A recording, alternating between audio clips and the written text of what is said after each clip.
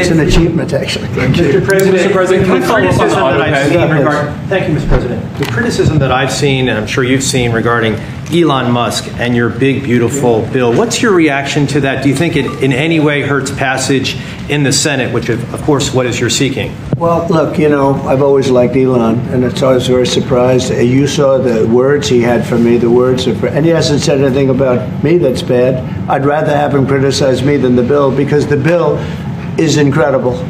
It's the biggest cut in the history of our country. We've never cut. It's about 1.6 trillion in cuts. It's the biggest tax cut.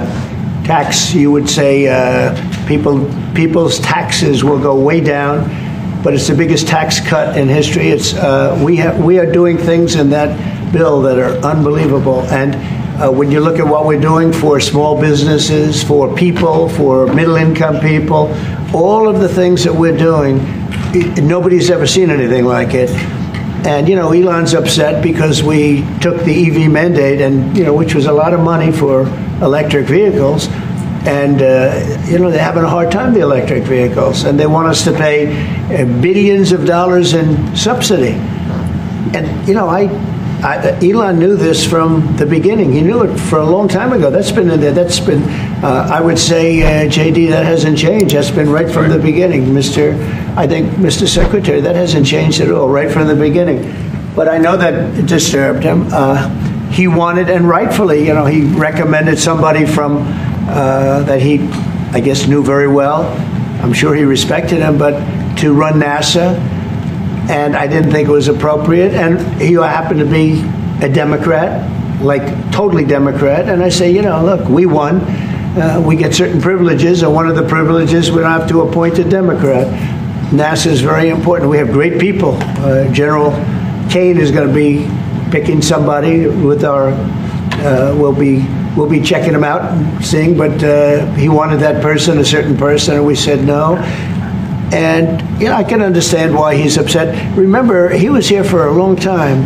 You saw a man who was very happy when he stood behind the Oval desk. And even with the black eye, I said, do you want a little makeup? We'll get you a little makeup. But he said, no, I don't think so, which is interesting and very nice. He wants to be who he is, so you could make that statement too, I guess.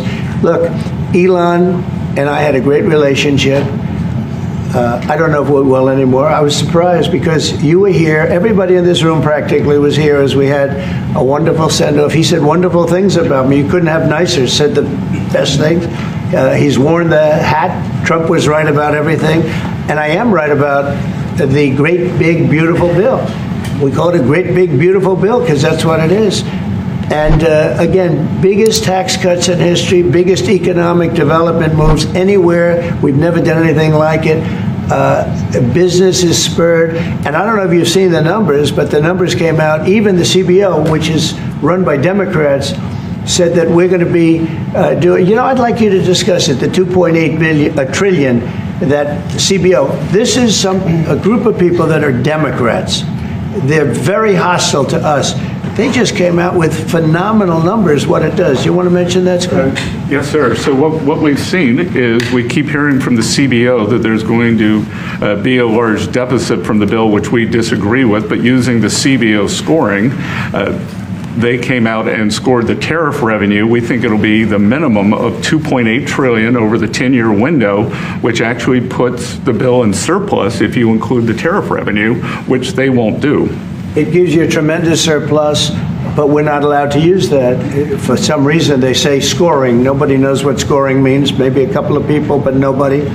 Somebody sits in the background. They say, well, we're not going to allow that. They're not allowing other things that we have that are tremendously profitable for our country. But if you saw the other day, CNBC, they came out with numbers, and the people on the show, very good people, I've watched them for a long time, they couldn't believe the numbers, how good they are. The numbers were incredible, and that was personal income and also very low inflation.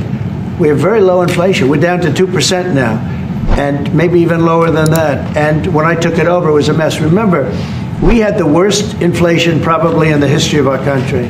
They say 48 years, but let's say I think it's worse than that. So we had the worst inflation in the history of our country under the Biden administration. Now we're down to a beautiful number, 2%. You'd actually like to keep it there. Better than 0 is 2%. It's going down maybe to 1, and 1% is like perfect.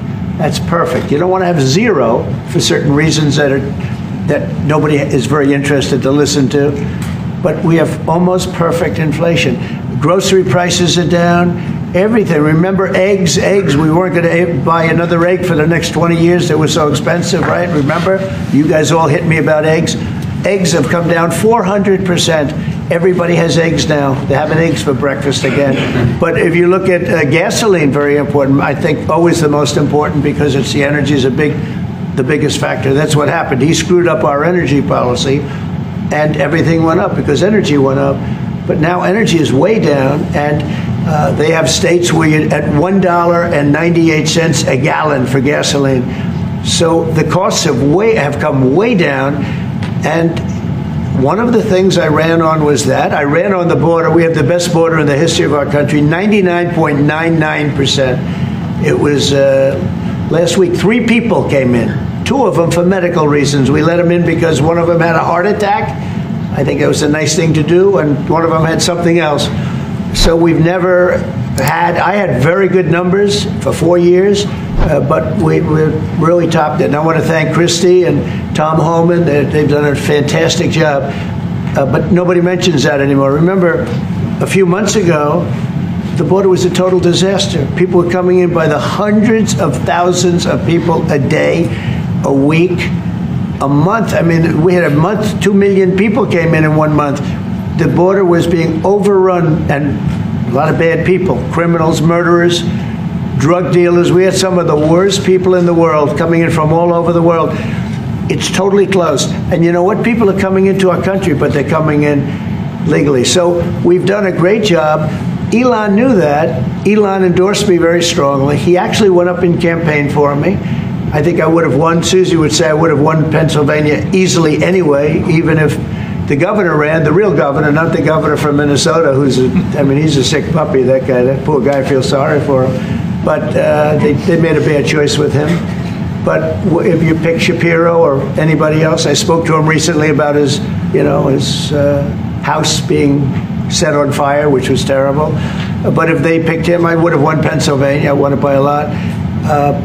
But I'm very disappointed because Elon knew the inner workings of this bill better than almost anybody sitting here, better than you people. He knew everything about it. He had no problem with it. All of a sudden he had a problem, and he only developed the problem when he found out that we're going to have to cut the EV mandate, because that's billions and billions of dollars, and it really is unfair. We want to have cars of all types. Electric, we want to have electric, but we want to have a gasoline, combustion. We want to have different. We want to have hybrids. We want to have all. We want to be able to sell everything. And when that was cut, and Congress wanted to cut it, he became a little bit different, and I can understand that. But he knew every aspect of this bill. He knew it better than almost anybody, and he never had a problem until right after he left. And if you saw the statements he made about me, which I'm sure you can get very easily, it's very fresh on tape. He said the most beautiful things about me. And he hasn't said bad about me personally, but I'm sure that'll be next. But I'm very disappointed in Elon. I've helped Elon a lot.